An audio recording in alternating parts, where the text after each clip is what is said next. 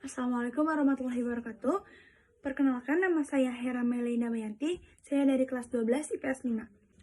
Di sini saya akan menceritakan kembali literasi yang berjudul Bencana di Pulau Seberang.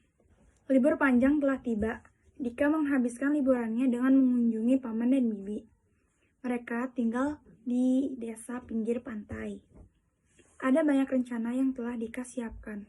Ia akan mengajak Mahesa dan Ringin untuk bertualang. Mereka akan menyusuri pantai pasir putih yang menawan. Dika akan merekam segala hal yang menakjubkan dengan kamera kesayangannya. Mahesa dan Ringin adalah sepupu Dika, anak dari paman dan bibinya. Selanjutnya, pagi itu, angin laut berhembus kencang memasuki celah-celah jendela rumah panggung yang terbuat dari kayu-kayu pilihan terbaik, hingga membuat suhu udara di dalamnya menjadi lebih dingin. Deburan ombak yang menghantam bebatuan karang memecah kehening desa pinggir pantai.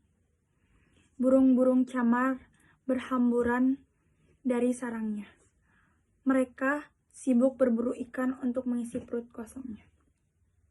Di kejauhan, tampak beberapa kapal nelayan yang sedang bersandar. Kapal-kapal itu dipenuhi ikan hasil tangkapan dari laut semalam suntuk.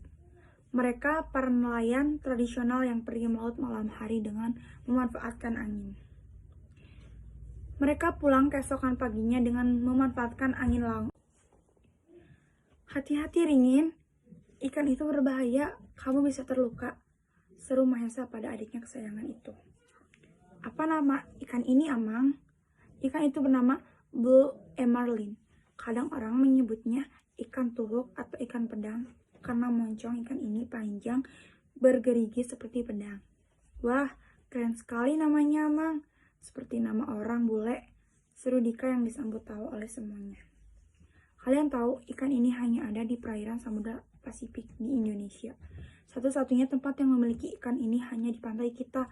Meskipun banyak ikan besar lain yang berharga cukup mahal, seperti ikan Napoleon dan Grover, tetapi ukurannya tidak sebesar ikan ini.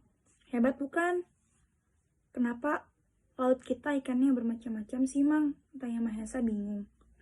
Itu karena Allah Subhanahu wa Ta'ala menganugerahkan kepada kita sebuah negeri yang letaknya sangat strategis, diapit oleh 2 benua dan 2 samudra. Selain itu, negeri kita juga berdiri atas beribu-ribu pulau. Jadi, tidak heran jika dalam lautannya tersimpan harta karun yang melimpah. Apalagi tepi pantainya tidak hanya terdiri atas sampah dan pasir, tapi banyak juga ditumbuhi pohon bakau, terumbu karang, dan padang lamun. Ketika mereka tengah asik bermain, datanglah serombongan orang tak dikenal dengan membawa barang-barang yang biasa digunakan untuk berpergian jauh. Kepala rombongan itu menyapa dan berlalu pergi. Dika melihat beberapa kapal menepi tak jauh dari pantai tempat mereka bermain. Satu persatu kapal nelayan itu menurunkan rombongannya yang menaikinya. Tidak lama kemudian datanglah beberapa rombongan yang lain lagi. Merasa penasaran, akhirnya Dika memberanikan diri untuk bertanya, Maaf Paman, ada yang bisa kami bantu? Oh, terima kasih nak, kami hanya lewat saja. Hendak kemana Paman akan pergi? Kami semua akan merantau karena di desa kami tidak ada lagi yang bisa dilakukan untuk mempertahankan hidup. Ucapnya dengan raut wajah yang sedih. Hati-hati Paman, seru Mahesa. Tidak jauh dari tempatnya berdiri, Dika melihat Amang udah sedang berbincang dengan beberapa orang dari rombongan yang tadi ia temui. Mereka saling berpelukan dan melambaikan tangan perpisahan satu sama lain. Melihat hal itu, Dika, Mahesa, dan Ringin yang masih penasaran berlarian mendekati Amang Uda. Amang, tadi itu siapa sih? Dari mana asal mereka? Dari pulau seberang kan? Ya, mereka penduduk pulau terpencil di seberang sana. Mereka mau merantau ke kota dan bekerja di pabrik. Ayo kita duduk di batang pohon yang tumbang itu, ajak Amang. Bukankah mereka nelayan? Tanya Ringin penasaran. Setelah mereka mengecek pulau yang terkena bencana, hari pun telah menjelang sore dan mereka beranjak pulang.